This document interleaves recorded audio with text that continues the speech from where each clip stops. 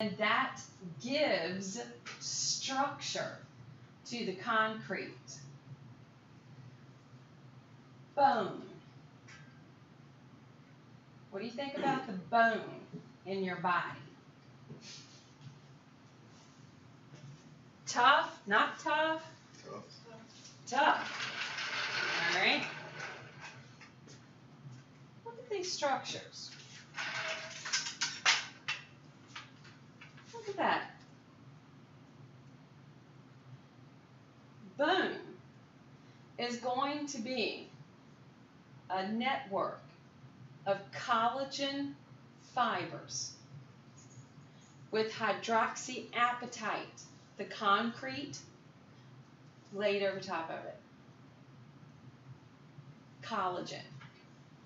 Now, if you didn't have a proper diet that was able to give you the nutrients needed to build collagen fibers, what is that going to do to the bone of your body? Make it weak. Make it weak, get it break, stuff will be soft, stuff will be bendable. This happens. Okay? Another thing about collagen, it is a major fiber in the layer under the skin, the layer around organs. You don't have the proper diet where you're able to produce the collagen. What have you done to your skin? Made it weak. Your skin is weak. Structure around organs is weak. Now, ever thought about that before? Because most of the time, when we hear collagen, we're being touted collagen in the form of a beauty product. It's in your lotion, it's in the hair shampoo, or whatever the case might be, and the cream that you need to put on your face. Guys, I'm here to tell you and here to tell you now. When it's gone, it's gone. Okay? You ain't getting it back. Alright? Doesn't matter how much you try to inject it, how much cream you might try to rub on, whatever the case might be. Okay? It is not coming back. Alright? You know how the ladies who like do the injections? Okay? After a couple of months, what do their lips look like again? The same way. Because there was no way that it could become a permanent structure in the body. It was only temporary until the body broke it back down. Alright? It's going to happen. Next one. Muscle contraction. What? Actin and myosin. How many of y'all in here like to be able to move, breathe, have your heart beat, digest your food? How many of y'all kind of like that? Yeah, okay, cool, all right. These two components have got to be present. Actin and myosin are how muscle is going to contract. Now, when the body has given out of sugars and fats to provide energy, the body is now going to use proteins. And the proteins that it's going to use first are actin and myosin. This is why, like if you look, in countries that may have had famines and huge, long periods of starvation, and the people were only, they're only getting certain types of foodstuffs, okay? Maybe it's like some type of corn product or a water product or something like that. They're not getting what is needed. They're not getting essential, okay? How do they tend to look? How do the people tend, what kind of structure do they tend to have?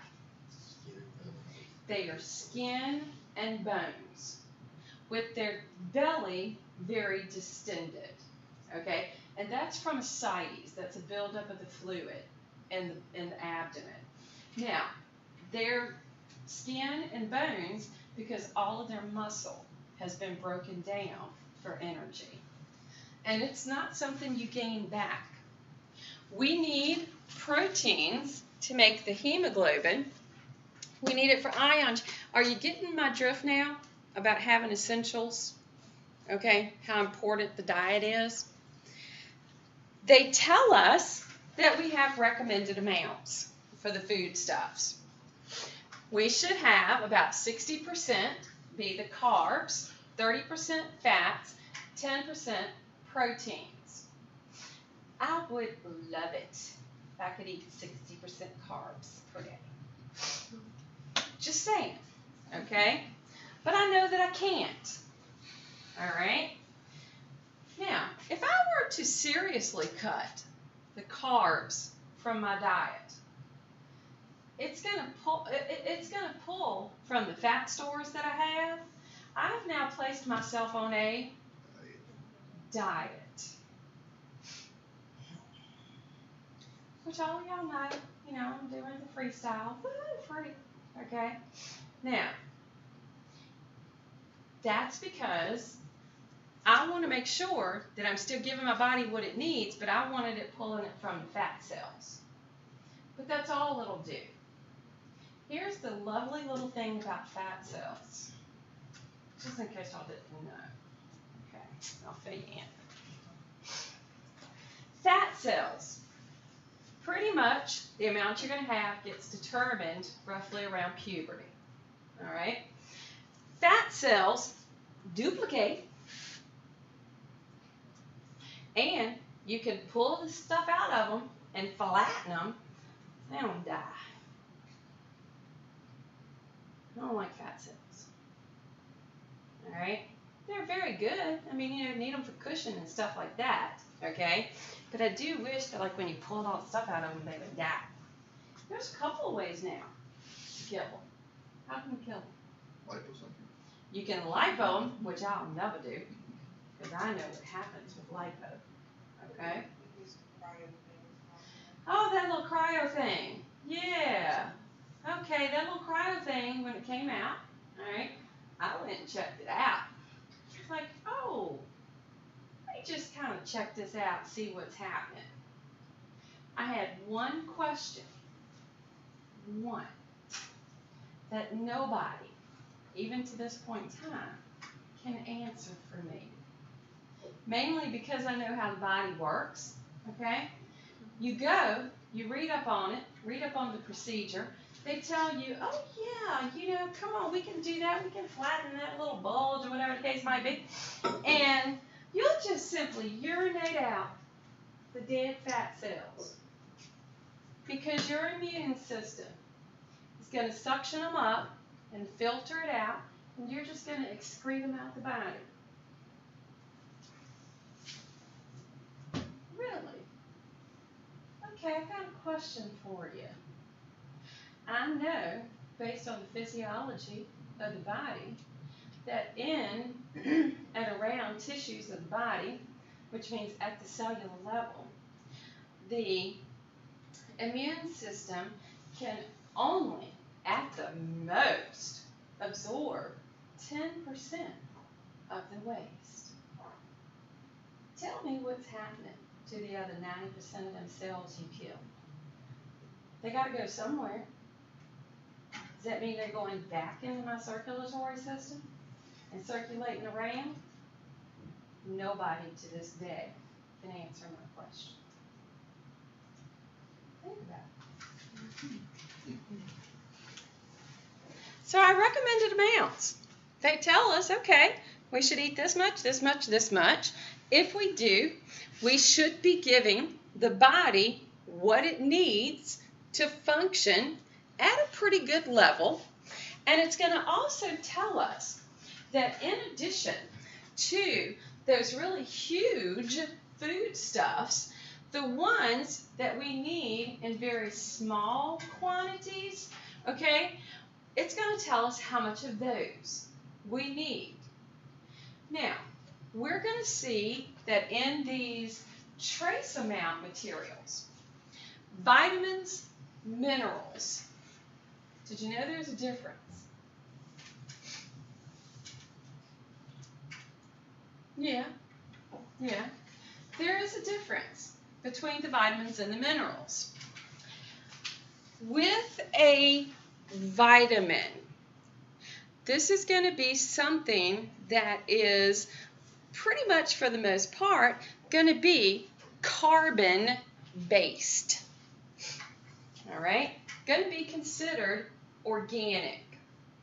Now, here's the important thing that vitamins do. Vitamins function as a coenzyme or part of a coenzyme. So let's say I have an enzyme in my body, which we know is protein, okay? So I have my protein, all right? And if this is an enzyme, something, because they're specific, something has to fit into it specifically for it to work. The job of an enzyme is to do what? Break something down, build something up, all right?